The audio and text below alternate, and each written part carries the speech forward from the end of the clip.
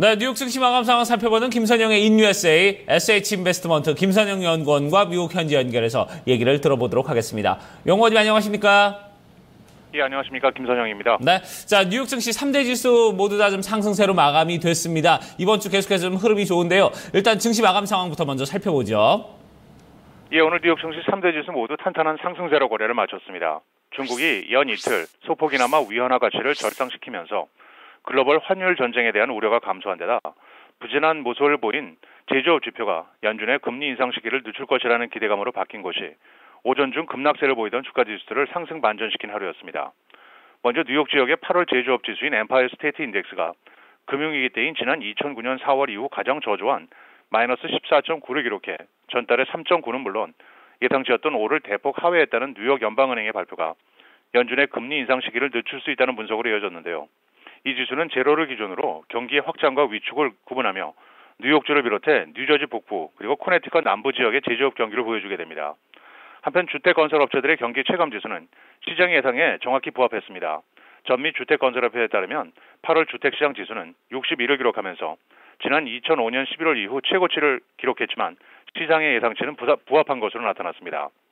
업종별로는 주택건설을 비롯해 금융, 운송, 항공, 제약, 외식업, 태양광, 의료보험사, 제약업종 등이 상승했던 반면 국제 원유 가격의 하락세가 지속되면서 오늘 WTI 가격이 1.4% 하락한 배럴당 42달러를 하회하면서 에너지 업종이 일제히 하락한 것을 비롯해 보험사, 신용카드사가 하락했으며 마지막으로 10년 만기 국채금리는 지난주 대비 하락한 2.15%의 거래를 마쳤습니다. 네, 자 이제 증시 이슈와 좀 특징 종목들 살펴보도록 하겠습니다. 자 지난주에 이제 중국의 환율 정책 평가 전환을 3일 연속했던 모습을 보여줬는데 신용평가사 무디스가 이 부분에 대해서 상당히 좀 긍정적이라고 평가를 하고 있다면서요? 예, 그렇습니다. 국제신용평가사 무디스가 중국의 최근의 환율 정책이 국가 신용도에는 긍정적인 영향을 줄 것이라고 평가했습니다. 무디스는 보고서를 통해 유례없는 중국의 위안화 평가 절하가 통화의 유연성을 높이고 자본의 자유화를 진전시킨다면서 올해 위안화 가치가 추가 하락 압력을 받을 수 있는 가능성은 있지만 급격한 평가 절하 가능성은 거의 없다고 전망했습니다.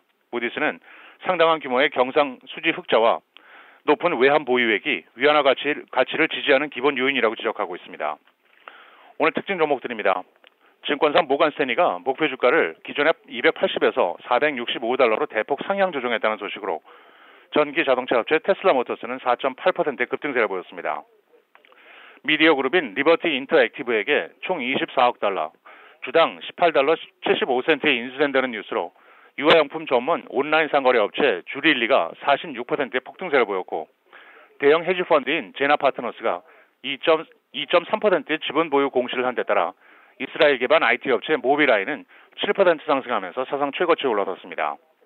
화장품 업체 에스톨로더는 지난 분기 예상을 6센트 웃돈 주당 40센트의 순이익을 거뒀지만 분기 매출이 전년 대비 7.4%가 감소했다는 소식에 6.8%의 주가 하락을 보였고 증권사 KBW가 현재 주가가 동종 업체들에 비해서 저평가되어 있다면서 투자 의견을 중립에서 비중 확대로 높인 데 따라 미국 최대 은행 JP모건 체이스는 0.3% 상승했으며 마지막으로 대형 사모펀드인 KKR은 지난 2011년 72억 달러에 매입했던 에너지 업체 샘슨 리소시스가 지난 주말 파산보호, 즉 챕터 11을 신청한다고 공시하면서 2.9% 하락하며 거래를 마쳤습니다.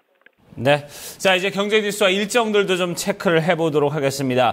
이란의 원유 수출 재개로 인해서 이 오페크의 1일 원유 생산량이 3,300만 배럴에 이를 것이다 이렇게 발표를 했다고요. 예, 그렇습니다. 공급 과잉으로 인해 원유 가격이 6년 내 최저치를 기록하고 있는 가운데 이란에 대한 서방의 경제 제재 해제로 오페크의 1일 산유량이 사상 최대인 3,300만 배럴까지 급증할 가능성이 높다고 블룸버그 통신이 이란의 석유 장관을 인용해 보도했습니다. 국제 원유가는 미국 산유량이 40년 내 최고조에 이르고 사우디아라비아가 최근 생산량을 늘리면서 하락세를 보이고 있는데요. 오페크는 지난해 11월 27일 생산량을 동결하기로 했지만 블룸버그 조사에 따르면 7월 오페크의 산유량은 하루 3,210만 배럴로 14개월 연속 오페크의 생산 목표인 3,000만 배럴을 상회하고 있으며 오페크의 1일 생산량 최대 액수는 지난 2008년 7월 기록했던 하루 3,280만 배럴이었습니다. 마지막으로 내일은 상무부의 7월 주택건설과 건축 허가 건수, 그리고 홈디포, 월마트, TJX, 딕스 스포팅 굿즈, 트리나솔라, 시나닷컴, 그리고 웨이보가 지난 분기 실적을 내놓을 예정입니다. 네, 알겠습니다. 오늘도 좋은 말씀 고맙습니다. 예, 고맙습니다. 네. 자, 이렇게 해서 뉴욕 증시 저희가 마감 상황 살펴봤습니다. 지난주 후반부터 이번 주까지 계속해서 좀 좋은 흐름을 이어가고 있는 뉴욕 증시인데요. 자, 그러면은 저희가 지수별로 좀 흐름은 좀 어땠는지 자세히 좀 알아보도록 하고요. 지수 내에 또 영향을 미쳤던 외신 소식들 또 어떤 부분들이 있는지 자세히 알아보도록 하겠습니다. 시황센터로 넘어갑니다. 어이제 앵커 그리고 우성구 기자 두 분 전해주시죠.